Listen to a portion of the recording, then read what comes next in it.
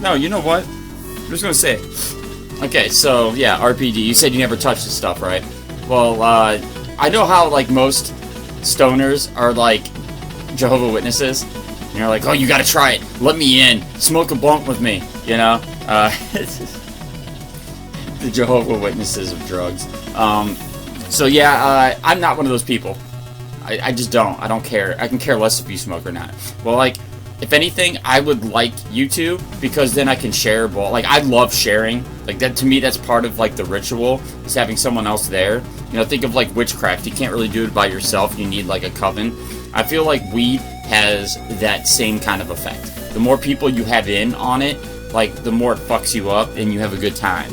Not that I don't enjoy it myself, but I'd never get on anybody for it. And even if they've never done it, you know, it's like, dude, I mean, to be honest, it's probably better for you not to. Like, even though it's not bad for you, like, weed's really not inherently bad for you, but it can cause shit. Like, I had, I had something on one of my lungs, a nodule, they called it, a nodule. I didn't know you can use that in medical terms. So, but like, it eventually just went away. Like, they saw it in a CAT or like some kind of scan I had for my heart, and they're like, well, you have this nodule, come in 2 weeks and we'll get it figured out. Well, like, I went in for that thing and it was gone. But like, they said it might have been caused by smoking this shit. You know, so I guess my point is, if you don't do it, you're probably better off anyway. So I'm never gonna tell people to do stuff like that. Like, that's ridiculous. But I will say, it has made my life significantly better. I don't even know if that's the best way to put it. Like, it has definitely changed my life for the better. And I don't think it's nearly as bad as like smoking cigarettes or like any of the other drugs, obviously. But, you know, it's just like veganism. It'll eventually catch up to you, I'm sure. How so? How did it make life better? Oh, shit. Okay. So, this is going to get pretty personal, actually. And then I'll save the fun stuff for the next section. But the first section is very personal. I deal with a lot of pain from lupus. Like, a lot of pain. I take Percocets all day. I'm supposed to take one every 4 hours. Let that tell you something. I'm supposed to take a Percocet every 4 hours for my entire life. So, yeah, it's very painful to live with what I do. And it helps a lot with that. I also get a bunch of, like, inflammation. Like, I call it being locked. Like, I feel like I'm locked. Like, my bones are locked in a position, and moving it really hurts. And it's from inflammation. And I can't take NSAIDs because of my conditions. So I can't take any, like, over-the-counter meds for it. Well, smoking definitely helps that as well. And then it helps with, like, not that I'm depressed, or I've been clinically given the depression title, but being me is very depressing. You know, I have like 2 friends. I live with one of them. Like, I see AJ maybe once a week for a few hours, and then John when he's here. And then I got these guys. But yeah, that's it. I haven't had a girlfriend or really intimacy for like 5 years because no one wants to deal with a medical basket case like me. Like, they hear like I'm on Social Security disability and I have lupus. They're like, yeah, I'm out. Like, instantly. I get ghosted and shit all the time. So, and then, you know, like, I just have to sit at home. I can't really go out and do anything because I don't have the extra money because I live on Social Security. You know, I can never do anything. I can never buy anything. So, yeah, like, it leads to a huge, like, depression. And when I smoke a bowl, I, like, forget about all that shit. Not, like, okay, forget might be the wrong word. You just, like, don't care about it. Hey, cat, figure it out, dude. So, see, she knows. But yeah, like, it just helps with that a lot, man. Like, it really does. No, do not need my freaking crotch, dude. Come on. She likes these harem pants as I'm wearing. She likes to, like, knead on them. Ow! Dude! Okay, so, yeah, it just really helps with that depression. It makes you, like, forget about things. It just makes you okay with them, and, like, you just focus more on having fun and not caring about shit. And that's awesome.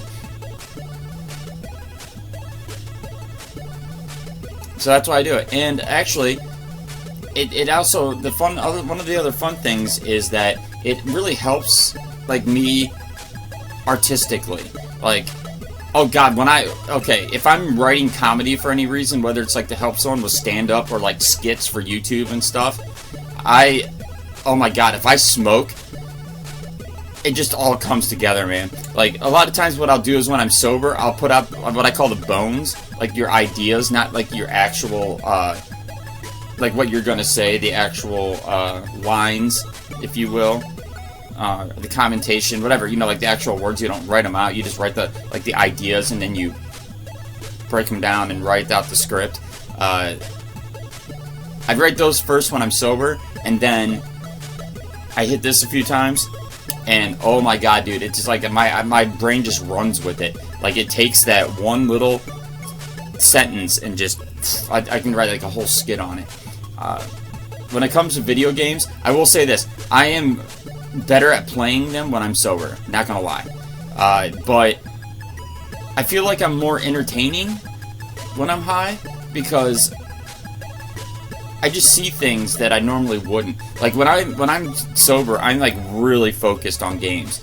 You know, like I try to commentate. I'm talking like more when I'm not live, when I'm not on Twitch, I'm at home just playing a game. I'm really focused and concentrated on it, trying to do the best I can, get everything, 100% the game, whatever. But then, when I smoke, it's just like, I don't care about that shit. You know, I'm just playing the game, having fun. Like, the best example I have is my 4th of July video. When I was playing tabs, I started off just playing the actual game, you know? Like, the missions, and then... Okay.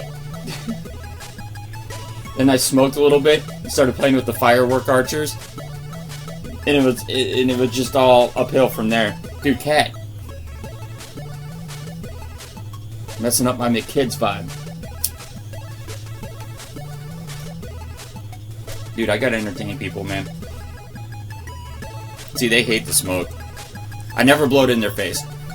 That's why I kind of let it seep out of my mouth so she can smell it. Dude, cat. I mean, go do cat things. As much as everyone loves you here, including me, I got shit to do. Why are you putting your ass on camera? Oh man, I just started to groove. You know what? Fuck it. No. Don't you dare switch on.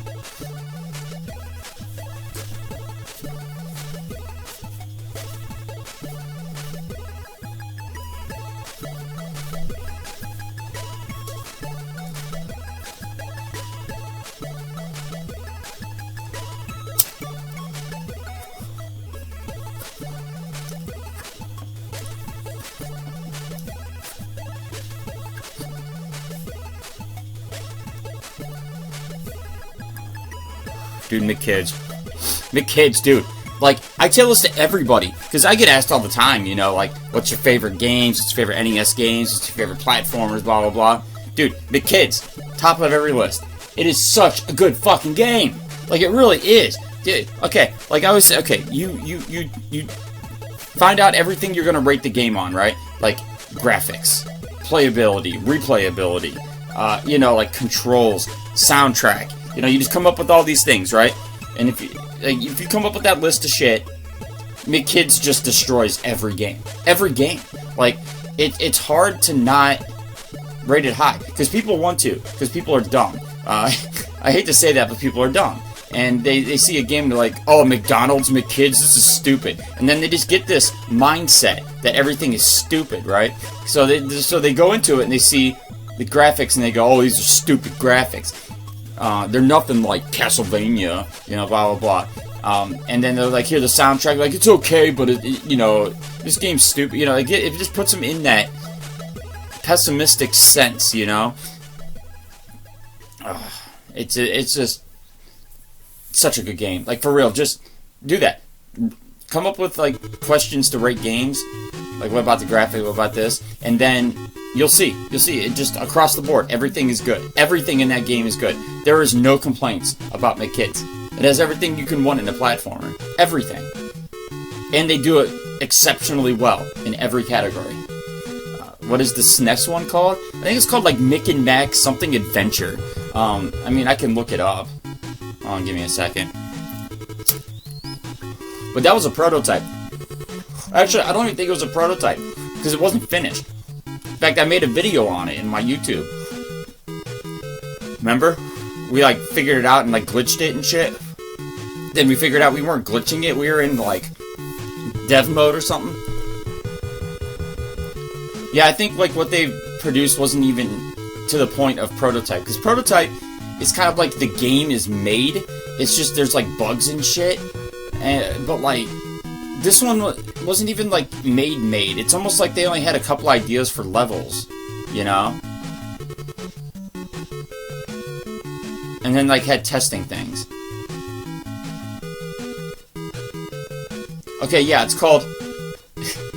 Okay, I said American, or whatever. Okay, it's called Mick and Mac as the Global Gladiators. And it's labeled a prototype, but... I don't think I would call it a prototype. That's just my opinion, obviously. But yeah, I would not call it a prototype. Because you can only, like, remember you could only, like, go through the, like, you couldn't even play the level. You just kind of, like, looked at it.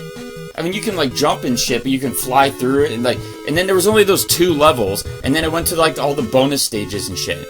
So, yeah, I don't know, like, that's not a prototype. That's, like, what do they call that when you're, like, showing off a mechanic in something? Like a display of something? There's a term for it. I read something by the creator of Mick Kids that he was really ticked it didn't sell well.